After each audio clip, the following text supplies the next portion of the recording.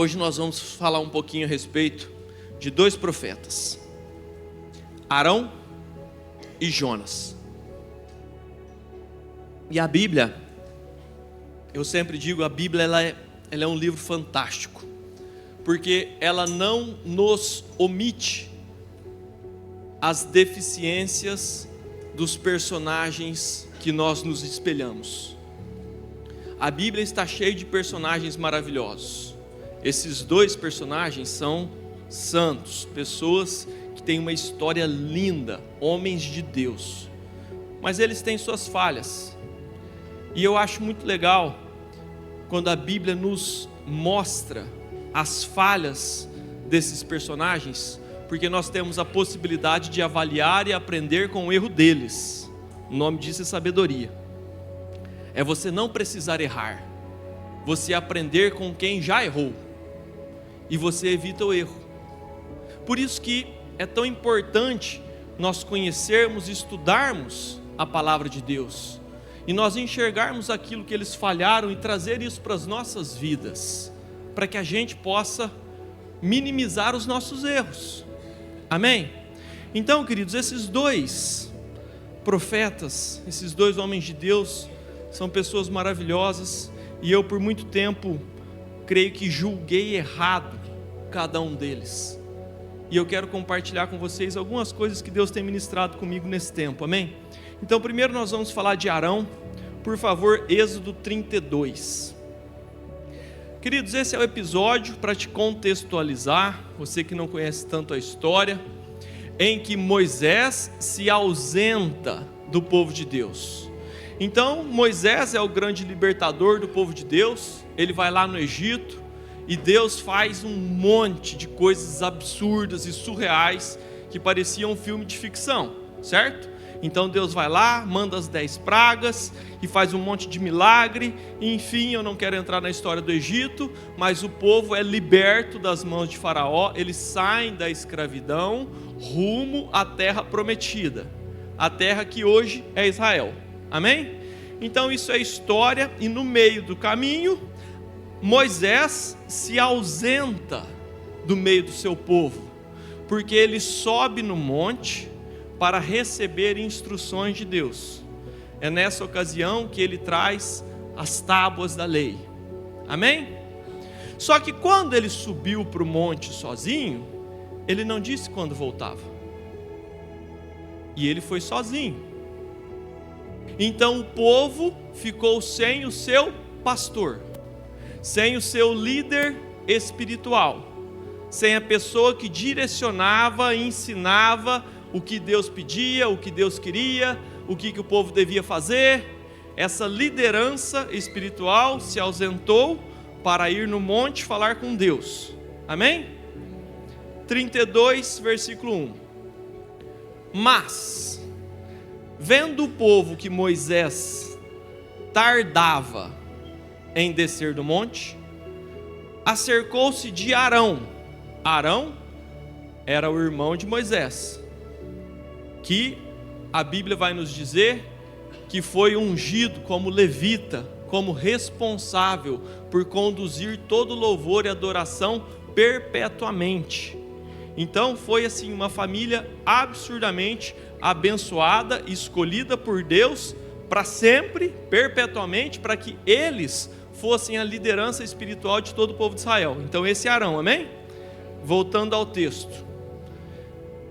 Mas vendo o povo que Moisés tardava em descer do monte, acercou-se de Arão e lhe disse: levanta-te, faze-nos deuses, de letra minúscula, que vão adiante de nós, pois quanto a este Moisés, o homem que nos tirou do Egito, não sabemos o que lhe terá sucedido. Disse-lhes Arão: tirai as argolas de ouro das orelhas de vossas mulheres, vossos filhos e vossas filhas, e trazei-mas. Então todo o povo tirou das orelhas as argolas e as trouxe a Arão. Este, recebendo-as das suas mãos, trabalhou o ouro com buril e fez dele um bezerro fundido. Então disseram: são estes, ó Israel, os deuses, de letra minúscula, que te tiraram da terra do Egito. Daí Arão percebe que fez besteira. Versículo 5. Arão, vendo isso, edificou um altar diante dele e apregoando disse: amanhã será festa ao Senhor, com letra maiúscula, Deus. No dia seguinte, madrugaram e ofereceram holocaustos e trouxeram ofertas pacíficas, e o povo assentou-se para comer e beber e levantou-se para divertir-se. Então disse o Senhor a Moisés: vai, desce, porque o teu povo que fizeste sair do Egito se corrompeu, e depressa se desviou do caminho que lhe havia eu ordenado. Fez para si um bezerro fundido e o adorou, e lhe sacrificou, e diz: são estes, ó Israel, os teus deuses que te tiraram da terra do Egito. E disse mais o Senhor a Moisés: tenho visto esse povo, e eis que é povo de dura cerviz. Agora, pois, deixa-me, para que se acenda contra eles o meu furor, e eu os consuma, e de ti farei uma grande nação. Eu vou ler até aqui a continuação da história. Moisés fala: não, Senhor, pelo amor de Deus, não acaba com esse povo não, não faz de mim uma grande nação não, poupa o seu povo. Moisés intercede a Deus pelo povo, e Deus muda de ideia e deixa todo mundo viver. Amém. Esse é o texto.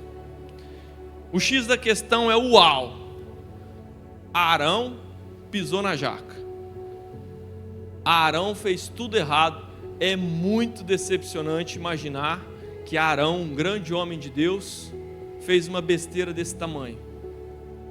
Imagina Deus lá do céu, depois de ter feito aquele monte de milagre, depois de ter transformado água em sangue, depois de ter, mandado rãs, depois de ter escurecido, depois de ter mandado chagas, depois de ter matado o primogênito de tudo e todos, sabe? Depois de ter aberto o mar para eles passarem em seco, depois de ter exterminado o exército de Faraó no mar, que eles acabaram de passar a seco, depois de fazer sair água da rocha, depois de tantas e tantas coisas, daí o povo vai lá e faz com as próprias mãos um objeto, e fala que esse objeto foi o Deus que nos livrou do Egito. Querido, imagina se você fosse Deus, você chutava o balde, certeza. Haja paciência. Sabe, quando a gente lê esse texto agora, parece uma coisa tão óbvia, né? Parece assim, poxa, é tão óbvio que Deus ia se irritar com isso. Mas a verdade é que desde Abraão até hoje, são 4.000 anos que Deus vem lutando contra esse mal. Como o ser humano tem dificuldade em louvar e adorar um único Deus que é invisível aos olhos. Parece que a gente tem a necessidade de criar algo com as nossas próprias mãos para adorar. E é isso que a gente faz até hoje. Quantas vezes a gente não faz? A gente, eu digo todos os cristãos do Brasil, que é o maior país cristão do mundo. A gente faz deuses de metal e a gente fala: esse é o Deus que me curou da doença. Esse é o Deus que me salvou do meu filho que estava doente. E eu imagino Deus lá de cima olhando e falando assim: meu Deus do céu, eu vou lá, eu tiro a pessoa da fossa, eu ajudo, eu abençoo, e daí em vez dos créditos vir para mim, em vez dessa pessoa me louvar e me adorar, ela vai lá e ela cria um objeto com as suas próprias mãos, feita pelas mãos dos homens, de barro, de metal, de madeira, e daí ele deposita toda a gratidão para aquele objeto. Esse é o desafio de Deus há 4.000 anos. Receba. Pá! E muitas vezes você fala assim: ah não, mas eu não idolatro imagem.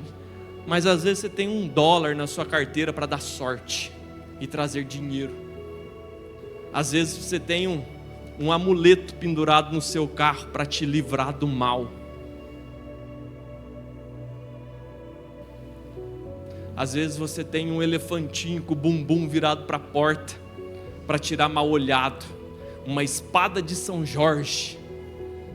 Oh, tadinho da espada de São Jorge, uma planta maravilhosa feita por Deus. Daí vem o filisteu e deturpa tudo.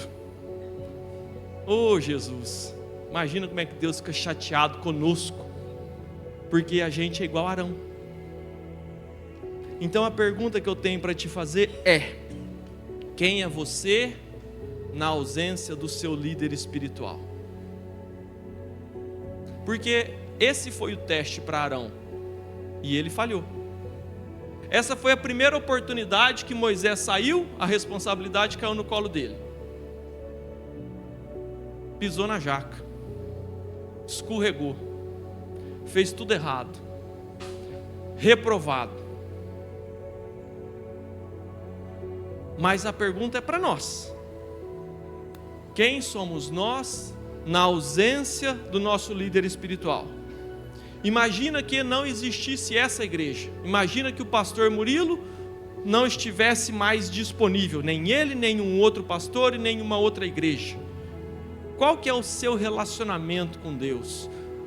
Quão firmado na rocha você está, igual a gente canta? Estou firmado na rocha, nada me abalará. É bonito de cantar. Será? Será que se você não tivesse pessoas para te instruir na palavra de Deus, você conheceria alguma coisa? Como disse um pastor recentemente aqui, se removessem todas as Bíblias do planeta, o que você tem dela na sua mente, no seu coração?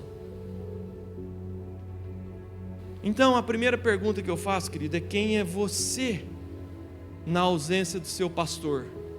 Porque a pergunta do povo é: não sabemos o que lhe terá sucedido, assim diz o texto. Não sabemos se Moisés vai voltar, não sabemos se ele morreu, e se ele não voltar nunca mais? Então vamos tomar as rédeas e vamos fazer um bezerro de ouro. Sabe, se não tiver alguém para te orientar, será que você não vai fazer um bezerro de ouro? Talvez você não faça um bezerro de ouro, mas você faça tantas outras besteiras. O desafio é estar firmado na rocha. O desafio é nós não precisarmos, porque a gente é firmado na rocha. Então se a nossa liderança espiritual não estiver presente, a gente continua fazendo tudo certo, porque a gente está com os ouvidos e com os nossos olhos firmados em Deus. Então eu aprendo demais com o erro de Arão. Amém? A segunda pergunta que eu tenho é: quem é você quando Deus não entrega a sua resposta na hora que você quer? Não sei você, mas eu tenho 1 milhão de perguntas para Deus. Eu gostaria demais que Deus me orientasse. Se eu vou para cá, se eu vou para lá, se eu viajo, se eu não viajo, se eu converso com fulano ou com ciclano. Como diz o ditado, se eu caso ou se eu compro uma bicicleta. Eu gostaria demais de ouvir a voz de Deus para todas as minhas decisões. Seria tão mais fácil. Só que diz o texto que tardava em descer do monte. Quem é você quando Deus tarda em descer do monte com as perguntas que você tem para Ele? Sabe o que crente faz? Crente faz um joguinho com Deus. Fala assim: Deus, semana que vem tem batismo. E eu estou sentindo no meu coração que é para eu batizar. Só que você sabe que eu não gosto dessas coisas. Então eu quero 3 provas. Eu quero chegar em casa e tem que um passarinho azul sentar na minha janela e cantar. Essa é a primeira. A segunda, eu quero que quando eu chegar no serviço, a Dona Maria me leve um pedaço de bolo de cenoura. E a terceira é quando eu for no clube, alguém que eu nunca vi na vida me abraçar e falar: Jesus te ama. Se essas 3 coisas não acontecer, é porque você não quer que eu batizo, tá bom, Deus? Crente gosta disso. Crente gosta de colocar Deus contra a parede e falar assim, ó, ei, tô te mandando, vem cá, o Aladim, com a sua lâmpada, aí vem de mototáxi que eu não tenho paciência para esperar. Além de fazer prova com Deus, ainda coloca data, fala, ó, Deus, é só até sábado, porque se não for até sábado eu não batizo.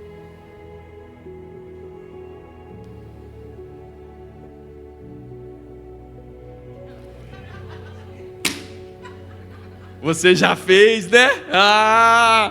Você já fez isso com Deus, né? Colocou Deus contra a parede, apontou o dedo para ele e você virou o Deus dele. Crente faz. Sabe, Deus é soberano. Se Ele quiser responder, glória a Deus, vou ficar tão feliz. E se Ele não quiser responder? Você tem paciência de esperar? A gente é a geração fast food. A gente é a geração que não tem paciência de esperar o vídeo terminar, a gente pula para frente. E se Deus demorar demais, a gente pula para frente. A gente vai para o próximo, que a gente gosta só de shorts. E agora eu virei blogueiro, né? E eu aprendi que o vídeo tem que ser curto, porque senão não dá resultado. A nossa geração, querido, tem paciência de esperar a resposta de Deus? Ou será que Deus tem que se submeter a responder as nossas perguntas no tempo que a gente quer? Arão não teve a paciência que precisava ter. E na ausência de respostas, ele fez errado. Muda para você. Quem é você na ausência de respostas de Deus? Deus, eu quero me batizar. E o passarinho azul não cantou na sua janela. Pergunta que eu te faço é: Deus já deixou por escrito, meu irmão? Deus, Ele cansou de falar, Ele falou tantas vezes que Ele falou assim, não, cansei de falar, vou deixar por escrito. É ordem. E você não se batiza. E é só um exemplo, né? Você pode extrapolar para milhares, para a sua vida particular. Terceira pergunta que eu tenho para te fazer, e essa é a pior. Após desonrarem a Deus, fazendo uma atrocidade dessa, tirando a honra de Deus e entregando para um objeto feito por mãos humanas, você sabe o que eles fizeram? Versículo 6: ofereceram holocaustos, trouxeram ofertas, assentou-se para comer, beber e levantaram-se para se divertir. E eu acho que aqui está o maior problema das três perguntas, porque Deus, Ele não se levantou para Moisés e falou, Moisés, desce lá porque fizeram um bezerro de ouro. Ele falou isso para Moisés quando eles foram se divertir. Porque sabe o que é o pior? O pior não é fazer errado, porque quando a gente faz errado, a expectativa de Deus é que a gente se arrependa e coloque a cara no pó e peça perdão, porque a gente falhou, e faz parte a gente falhar. Essa é a expectativa de Deus. O problema é que Arão viu que fizeram errado. Vendo isso, edificou um altar e falou, amanhã a gente vai honrar ao Senhor, porque ele viu que eles honraram o bezerro. Então agora que a gente honrou o Senhor, beleza, está tudo certo, Deus é bom, Deus é misericordioso, vamos nos divertir. Esse era o momento de estar todo mundo com a cara no pó, com um pano de saco, com cinza na cabeça, conforme era o costume da época. Mas não, vamos se divertir, vamos comer, beber e nos alegrar. A gente acabou de fazer um bezerro, a gente colocou Deus lá no escanteio, mas está tudo bem, vamos nos divertir. Então o pior problema é quando a gente não tem temor do Senhor, é quando a gente faz errado, a gente sabe que a gente fez errado, e a gente vai se divertir, a gente vai fazer uma dancinha para o TikTok.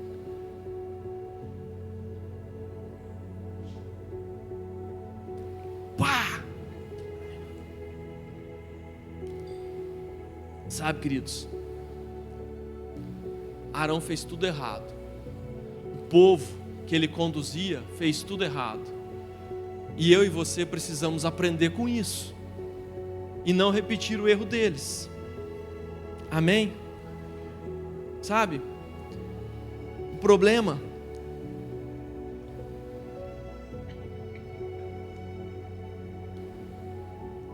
o maior problema é a falta de temor da nossa geração.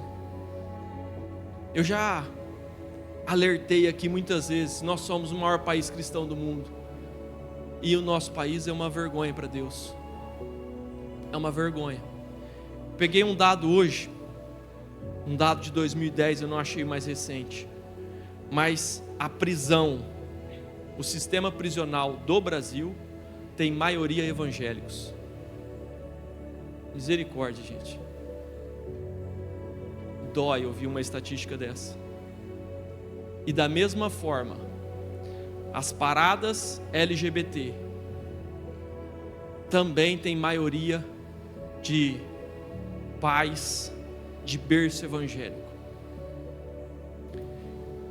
E eu não estou entrando aqui num monte de outras situações do nosso Brasil. Vamos falar de política? Como que um país cristão elege o Lula?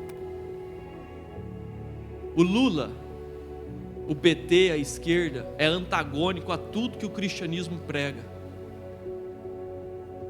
Sabe, se você é um esquerdista, petista, você ainda não entendeu, e eu oro pela sua vida para que você tire a escama dos seus olhos. Mas me assusta saber que um país cristão elege a esquerda. E eu não estou falando dessa eleição, estou falando desde 98. Sabe? O Brasil está cheio de injustiças. E nós estamos nos divertindo. Nós estamos comendo, bebendo e nos divertindo, enquanto deveríamos estar com um pano de saco. Sabe, quando eu vejo Bolsonaro preso, quando eu vejo General Heleno preso, quando eu vejo General Braga Neto preso, tantas e tantas Déboras do 8 do 1 presos, e quando eu vejo Delúbio Soaro solto, Sérgio Cabral solto, Vicari solto, Palocci solto, e por aí vai, a lista é grande. Eu percebo que um país cristão está completamente de ponta cabeça, e nós estamos nos divertindo, nós estamos celebrando. A injustiça está enraizada no nosso meio, na nossa nação, e somos um país cristão. Como assim? Sabe, nós precisamos olhar não somente para o nosso coração, mas para o nosso redor, para a nossa nação, para a nossa cidade, e entender que nós precisamos de cura. E eu creio, querido, em nome de Jesus, mas vai depender de cada um de nós fazer nossa parte. Amém? Então eu trouxe para vocês alguns erros que foram grosseiros de um profeta que foi maravilhoso. Eu já disse, Arão foi absurdamente abençoado, e ele teve o privilégio de ser o líder espiritual, ele e sua descendência, perpetuamente. E agora eu quero falar de Jonas, um outro profeta. E eu quero pedir perdão para Jonas. O dia que eu for para o céu, querido, eu quero dar um abraço em Jonas e falar: Jonas, cara, tu me perdoa porque eu te julguei mal por toda a minha vida. Essa que é a verdade. E nos últimos dias, Deus me chicoteou as costas. E é muito fácil você entender. Jonas, para quem não lembra, é aquele profeta que foi engolido pelo peixe, tá bom? Então eu desde muito criança, eu ficava um pouco assim, decepcionado com Jonas. Porque Jonas ele recebeu a instrução de Deus. E tudo que eu mais quero é receber a instrução de Deus. Se Deus falar para eu ir para lá, eu vou para lá, vai ser muito mais fácil. E a instrução que ele recebeu foi clara: vai para Nínive e você vai pregar o evangelho lá. E diz a Bíblia que Jonas fugiu de Nínive. Jonas pegou suas coisas e foi para Tarsis, que é do lado oposto de Nínive. Olha, mas que maluco! Então esse foi o meu sentimento desde sempre, talvez seja também o seu. Então Jonas foi engolido pelo peixe, bom, nada mais do que consequência de ter desobedecido a Deus.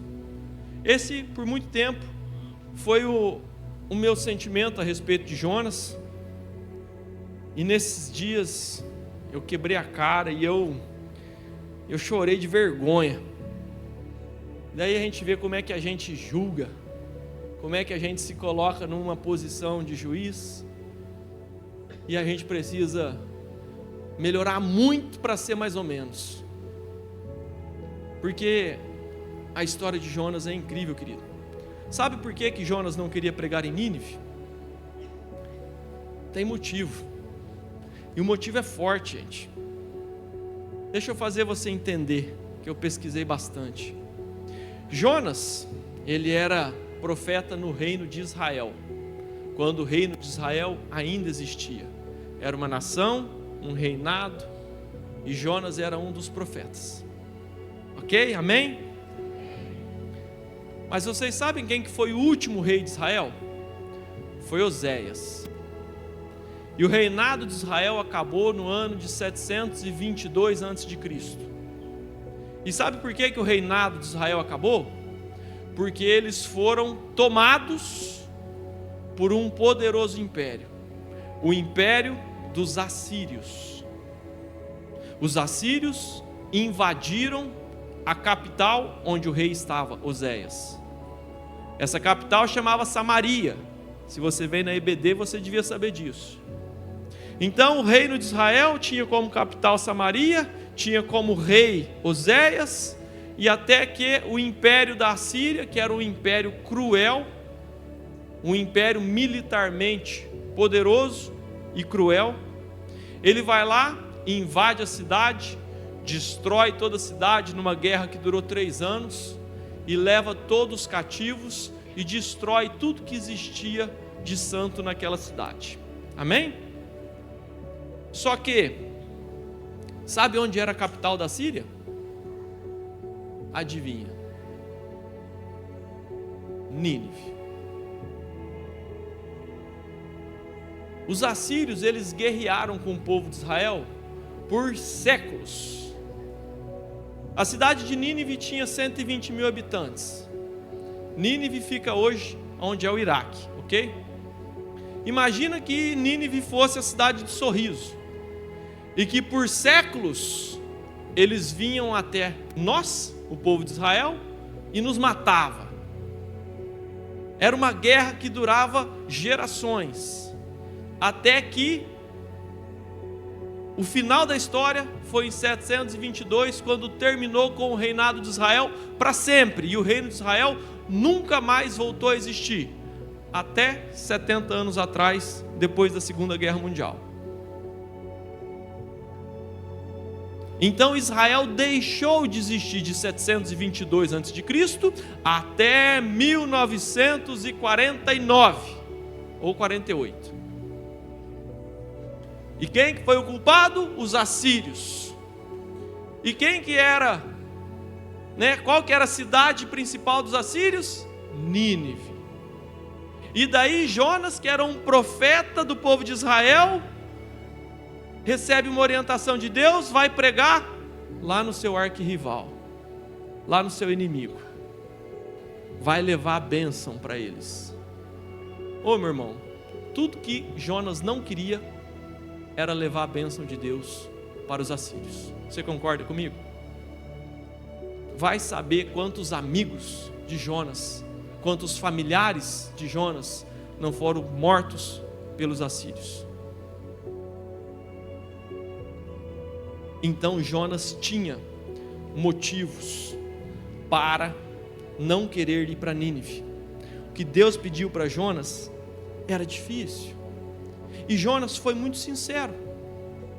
Jonas teve um coração sincero, falou: Deus, eu não quero ir para lá, eu vou para o outro lado, vou para Tarsis.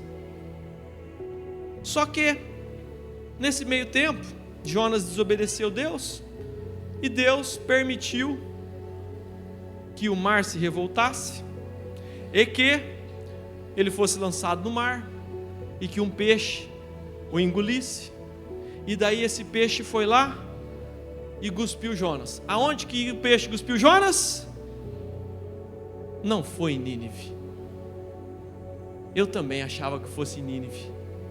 Santa ignorância de todos nós. Fiquei 44 anos pensando isso. Por favor, mostra a foto de Nínive. Queridos, aí está uma foto mais de longe. Eu fiz uma bolinha amarela para você entender. Nínive está no meio do continente, no meio de Iraque. A bolinha menor é Israel, a bolinha grande é Nínive. Nos mapas de hoje, Iraque. Mostra a foto ampliada, por favor. Se o peixe foi bonzinho e cuspiu ele no ponto mais próximo de Nínive, então é aquele ponto que está a 600 quilômetros de Nínive. O mar continua lá, querido, é o mar Mediterrâneo. Tarsis está lá para o outro lado. Portanto, na melhor das hipóteses, o peixe cuspiu Jonas em terra, diz a Bíblia, não em Nínive. Só que eu não sei porquê, eu durante a minha vida inteira, eu assim como vários de vocês, deduzia que o peixe tinha cuspido ele quase que no centro de Nínive, para ele não ter para onde fugir, e para ele ser obrigado a fazer a vontade de Deus. Mas Deus não obriga ninguém a fazer a vontade dele. Então aí entra outra coisa que eu me quebro a cara. Quando foi que Deus te obrigou a fazer alguma coisa? Se Deus te obrigasse a fazer alguma coisa, você era muito mais santo do que você é. Eu até queria que Deus me obrigasse, porque ia ser mais fácil. Mas Deus não obriga ninguém a fazer nada. Deus poupou a vida de Jonas através de um peixe, porque se o peixe não engolisse Jonas, certamente ele morreria no mar Mediterrâneo. Então o peixe cospe Jonas em terra, 600 quilômetros de Nínive. Por favor, Jonas 2, versículo 9. Jonas se arrependeu, querido. Jonas entendeu que ele precisava honrar a Deus. E aqui ele fala: mas com a voz do agradecimento eu te oferecerei sacrifício, o que votei pagarei, ao Senhor pertence a salvação. Depois que Jonas falou isso, Deus apenas poupou a vida de Jonas, e Jonas mudou de ideia, e ele declarou que eu vou ser o sacrifício, e eu vou pagar o voto que eu votei. Falou, pois, o Senhor ao peixe, vomitou na terra, tal. Jonas 3:1. Jonas 3:1. Veio a palavra do Senhor segunda vez a Jonas, dizendo: desponte, vai à grande cidade de Nínive e proclama contra ela a mensagem que eu te digo. Levantou-se, pois, Jonas e foi a Nínive, segundo a palavra do Senhor. Amém. Até aí o texto está bom. Agora Jonas foi a Nínive. Ele foi a Nínive, ele não foi entregue lá. Ele foi ou a pé, ou a cavalo, ou de camelo. Eram as opções que ele tinha. 600 quilômetros. Por obediência dessa vez. Ele foi cumprir o seu propósito. É isso que Jonas foi fazer. E ele queria? Não, querido, ele não queria. Ah, você não quer se batizar? E daí? Alguém está te perguntando se você quer batizar? Batize. Porque é obediência, não interessa se você quer ou não. Ah, você está com algum hábito que desagrada a Deus? Ninguém está te perguntando se você quer ou não parar. Pare, por obediência a Deus. Os motivos de Jonas para não pregar em Nínive eram muito maiores do que os teus para não obedecer o que Deus tem te pedido. O que Deus te pede é fácil, é mamão com açúcar. Vê se Deus te pediu para você ir pregar para quem exterminou a sua família. E ainda assim a gente não dá conta. Ah, mas Jonas ouviu a voz de Deus, eu não ouço. Sim, ele deixou por escrito, está muito mais fácil. Sabe, a gente é teimoso. A gente olha lá para o texto de Arão e a gente vê Deus chamando o povo de dura serviço. Eu acho que a gente é dura serviço. A gente precisa melhorar muito para ser igual àquele povo. Como que a gente tem dificuldade de ser obediente em coisas tão pequenas? E agora eu quero comparar a reflexão que eu fiz lá com Arão. Quem é você quando está sob pressão? Vamos fazer a mesma reflexão agora com Jonas. Jonas estava sob pressão, querido. Arão cedeu e fez o bezerro. Jonas não. Jonas não queria abençoar aquele povo. Jonas tinha mágoa, tinha rancor, e ele tinha motivos para isso. Mas ainda assim ele foi lá e obedeceu a Deus. Aquele povo matava os israelitas. Ele foi a pé para Nínive, sabe? Para pregar, para levar a bênção para um povo cruel. Um povo cruel.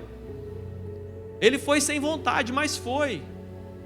Ah, você está sem vontade de parar de fumar? Para assim mesmo. Ah, mas você gosta muito da sua amante? Larga ela assim mesmo, gostando. Ah, você está apaixonada por aquele rapaz? Sai fora. Se não é de Deus para a sua vida, sai fora. Ah, aquele negócio que eu vou ganhar um monte de dinheiro, mas é um pouquinho torto aqui, é um pouquinho obscuro, sai fora. Ah, mas eu preciso do dinheiro, e daí? Obedeça. Obedeça. Sabe, é muito mais fácil obedecer. A segunda pergunta: quem é você quando Deus não entrega a sua resposta? Quando Deus te pede algo que você não quer? E aí, a gente é Jonas ou a gente é Arão? Arão não esperou. Não tinha resposta de Deus, ele não esperou, porque Moisés tardava, então ele fez do jeito dele. E bateu a cara na parede. E passou por isso aqui, para não ir todo mundo para o céu antes da hora, ou para o inferno. Graças a Deus que Moisés clamou a Deus pelo povo, e Deus mudou de ideia.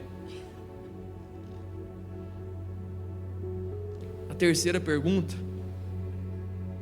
após desagradar a Deus, o que você faz? Arão e o povo saíram para se divertir. Lembra disso? Sabe quantas vezes o Espírito Santo já tocou aí o seu coração para você se batizar, para você parar de mentir, para você parar de fazer negócio errado, para você parar de ter várias mulheres? Quantas vezes o Espírito Santo já mostrou para você que isso é errado, mas você está esperando o passarinho azul pousar na janela e a Dona Maria te levar o bolo? Porque se Deus não falar comigo, então eu não faço. Sabe, querido? Obedeça, porque o Espírito Santo já incomodou o seu coração para você fazer um monte de coisa que você não fez. Deus já te incomodou para fazer coisas que você não fez. Deus já te incomodou para parar de fazer coisas que você não para. Então alinhe-se, sabe?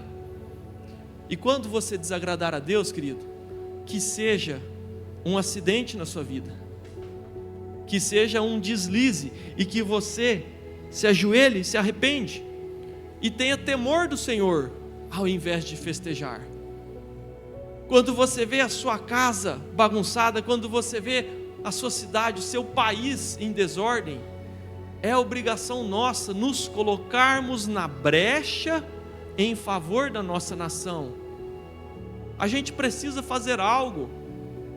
Ah, pastor Lucas, mas a gente não tem poder sobre essas coisas grandes que acontecem. Sim, a gente não tem, mas a gente tem o poder de influenciar o nosso vizinho que tem uma escama nos olhos. A gente tem poder de fazer as coisas que estão ao nosso alcance. Faça. Sabe, se Deus te confiou algo, realize. E quando você errar, querido, não faça festa. Coloca a cara no pó e entenda que Deus é soberano e que Deus espera da gente uma resposta. A gente precisa obedecer, porque muitas vezes a gente vai lá e faz um voto com Deus. A gente vem nesse altar e é lindo. A gente vai lá e faz um compromisso porque a palavra do pastor impactou a nossa vida e a gente fez um voto com Deus, um compromisso. E a semana que vem a gente está aqui de novo para fazer o mesmo compromisso porque a gente quebrou o voto que a gente fez. Eu prometi para Deus que eu vou ser fiel pela 10ª vez. Haja paciência do nosso Deus. Haja paciência. Chegou o tempo da gente criar vergonha, da gente entender que Deus é Deus, que Deus não é um brinquedo, e que a gente desonra a Deus quando a gente se diverte no meio da nossa imundícia. A gente precisa aprender a ter uma vida santa e reta diante de Deus.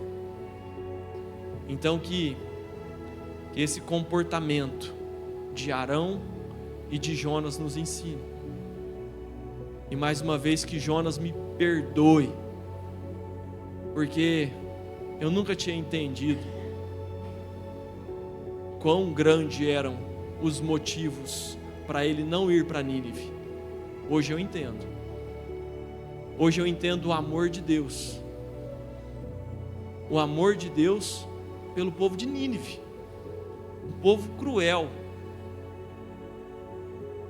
Isso mostra que a nossa guerra contra os valores invertidos da nossa nação, elas não serão travadas na espada, serão travadas com amor, fazendo cada um enxergar a necessidade de nós trazermos justiça para essa nação, de nós trazermos princípios e valores de Deus para essa nação. E hoje, querido, eu estou terminando, porque nós vamos celebrar a ceia, e eu quero te convidar a reconhecer que nós somos muito mais Arão do que Jonas. Essa que é a verdade. A gente é muito mais Arão do que Jonas. A gente não tem paciência de esperar Deus. A gente faz tudo do nosso jeito. Nós achamos que nós somos bons, inteligentes e que nós damos conta. Nós depositamos a nossa fé num monte de besteira e nós nos divertimos no meio de um país podre, de um país imundo, cheio de pecado, atolado na corrupção, atolado em princípios e valores que são completamente antagônicos ao que Jesus nos ensina. E muitas vezes a gente está tão cansado, a gente está tão cicatrizado desse mundo corrupto que a gente vive, que a gente tapa os nossos olhos, a gente se fecha na nossa bolha e fala assim: eu vou ter meu relacionamento com Deus, eu vou na igreja e ponto. E daí a gente é tão egoísta que a gente não consegue levar o amor de Deus para quem está cego, enquanto que Jonas teve que levar o amor de Deus para o seu arqui-inimigo. Se você não leva o amor de Deus nem para quem trabalha junto com você, se você não influencia as pessoas que estão ao teu redor, imagina se você estivesse no lugar de Jonas, capaz que você iria para Nínive. E enquanto nós vemos tudo errado, a gente continua dançando no TikTok e postando no Instagram. Sabe, não tem nada de errado com o Instagram, tá bom, gente? Não é isso que eu estou querendo dizer. Eu estou só querendo fazer você entender que a gente precisa enraizar os valores de Cristo na nossa nação e principalmente no nosso coração. Essa ceia é o momento de nós revalidarmos a nossa aliança com Deus.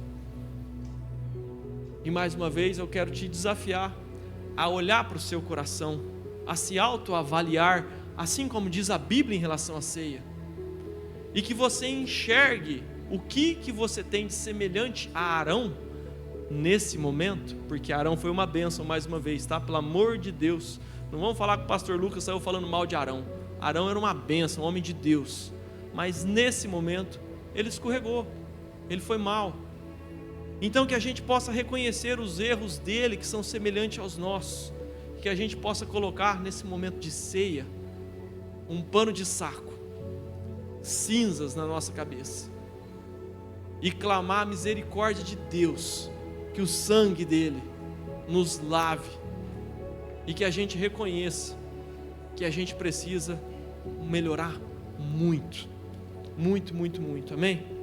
Nós temos um país muito pior do que Nínive para ser transformado, muito pior.